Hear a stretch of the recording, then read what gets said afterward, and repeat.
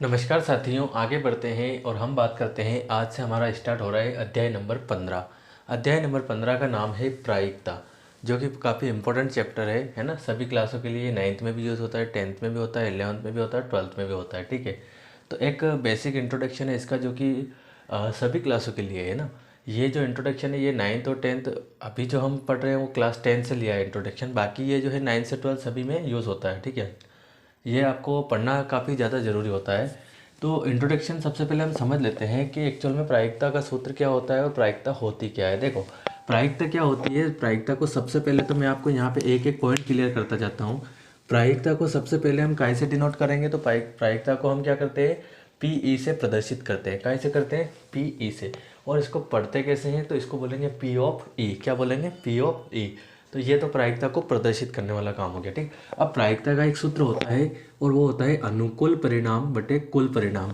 आप चाहो तो इसको ऐसा लिख सकते हो, अनुकूल परिणामों की संख्या बटे कुल परिणामों की संख्या। अब जो अनुकूल परिणाम होते हैं इसको कैसे दर्शाते हैं, तो एन ऑफ ई बोलते हैं ना, एन ई, और इसको बोलते हैं एन एस। ठीक है, क्या बोलते हैं, इसको बोलते हैं एन ई और इसको बोलते हैं एन एस। अगर आप हिंदी में लिखते हैं अनुकूल परिणाम बटे कुल परिणाम, तो फिर आपको एन ई बटे एन एस लगाने की जरूरत नहीं है। और अगर आप जो है ये लिखते हैं एन ई बटे एन एस, तो फिर आपको कुल परिणाम और अनुकूल परिणाम वाला ये लिखने की ज़रूरत नहीं है। ठीक, तो यहाँ पे प्रायिकता का मैटर क्लियर। बात ये निकल के आती है कि यार इसमें जो आ रहा है अनुकूल परिणाम और कुल परिणाम, तो अनुकूल परिणाम होता क्या है। अब अनुकूल परिणाम जब तक पता नहीं होगा तब तक तो हमको समझ में नहीं आएगा। तो मैं आपको यहाँ पे क्लियर कर देता हूँ। अनुकूल परिणाम का मतलब होता है कि जो हमें ज्ञात करने के लिए कहा जाता है। ठीक है, जैसे आपसे एक क्वेश्चन पूछा गया कि एक सिक्के को उछालने पर हेड आने की प्रायिकता ज्ञात कीजिए। क्या बोला गया आपसे, एक सिक्के को उछालने पर हेड आने की प्रायिकता ज्ञात कीजिए। अब अगर आप सिक्के को उछालते हो तो सिक्के में हेड भी आ सकता है और टेल भी आ सकता है ना भाई। अब जो सिक्का उछालेंगे तो या तो हेड आएगा या फिर टेल आएगा। तो कुल परिणाम कितने हो गए यहाँ पे, अगर कुल की बात करें तो एक और एक दो हो गए। लेकिन उसने बोला अनुकूल परिणाम, तो अनुकूल परिणाम उसने बोला हेड आने की प्रायिकता, तो हेड तो एक ही बार आ सकता है। तो अनुकूल परिणाम की संख्या कितनी हो गई, एक हो गई है। ठीक है, तो अनुकूल परिणाम क्या होता है, जो हमें ज्ञात करने के लिए दिया जाता है। जैसे एक और बात करते हैं हम, किसी पांसे को फेंकने पर सम अंक आने की प्रायिकता ज्ञात कीजिए। क्या पूछा गया है, किसी पांसे को फेंकने पर सम अंक आने की प्रायिकता। तो जब हम पांसे को फेंकेंगे तो 1 2 3 4 5 टोटल कितने अंक होते हैं, उसके ऊपर 6 अंक होते हैं। तो कोई सा भी अंक आ सकता है, तो हमको यहाँ पे टोटल अंक लिख लिया, संभव परिणाम। तो ये कुल परिणाम अगर हम इनको ऐड कर देंगे, टोटल 1 2 3 4 5 6, टोटल कुल 6 अंक है, तो ये 6 हो जाएंगे। ठीक, लेकिन हमसे बोला है कि सम अंक आने की प्रायिकता, सम तो 2 है 4 है 6 है, तो 2 ले लिया 4 ले लिया 6 ले लिया, टोटल कितने हो रहे हैं, टोटल 3 अंक हो रहे हैं। तो अनुकूल परिणाम 3 हो जाएगा। अब 3 क्यों हुआ, क्योंकि सम अंक की बात हुई थी और सम अंक तो ये है। तो आपको यहाँ से समझ में आ गया है कि अनुकूल परिणाम होता क्या है। तो अनुकूल परिणाम का मतलब होता है जो हमें ज्ञात करना हो। ये इस चैप्टर में सबसे ज़्यादा इंपॉर्टेंट बात है। ठीक है, यही समझ में नहीं आती है बच्चों को। दूसरी बात हम करते हैं घटना ई नहीं की प्रायिकता। देखो, घटना ई की प्रायिकता अगर होगी तो उसे पी ई से प्रदर्शित करेंगे। ठीक, लेकिन अगर किसी घटना की प्रायिकता घटित ही नहीं हो रही है, घटना ई की प्रायिकता नहीं होगी, तो उस कंडीशन में पी ई के ऊपर क्या लग जाएगा, तो पी ई के ऊपर लग जाएगा बार। क्या लगा देंगे, बार, एक डंडा लगा देंगे जिसको हम बार बोलते हैं। तो प्रायिकता है तो पी, प्रायिकता नहीं है तो पी ई बार हो जाएगा। ठीक है, अगला इसी का एक सूत्र निकल के आता है, और सूत्र क्या है हमारा, तो घटना मतलब प्रायिकता होने की और प्रायिकता नहीं होने की अगर दोनों को जोड़ दिया जाए तो कितना आता है, एक। अगर आपको इसका मान दिया है तो आप इसका मान निकाल सकते हैं, यहाँ पे इसका मान रख के इसको उधर भेज दीजिए। अगर आपको इसका मान दिया है तो आप यहाँ मान रख दीजिए, और इसका निकालना है तो यहाँ जो मान रखोगे उसको उधर भेज दीजिए, माइनस कर दीजिए एक से। ठीक है, तो ये फॉर्मूला जो है आपका काफ़ी ज़्यादा इंपॉर्टेंट है, लगभग क्वेश्चनों में ये यूज़ होता है। ठीक है, फिर आपसे पूछा गया उस घटना की प्रायिकता जो घटित नहीं हो सकती है उसकी प्रायिकता कितनी होती है, 0। सुनिएगा फिर से, ऐसी घटना या ऐसी घटना की प्रायिकता जो घटित नहीं हो सकती है, ऐसी घटना को हम क्या ऐसी घटना की प्रायिकता क्या होती है, 0।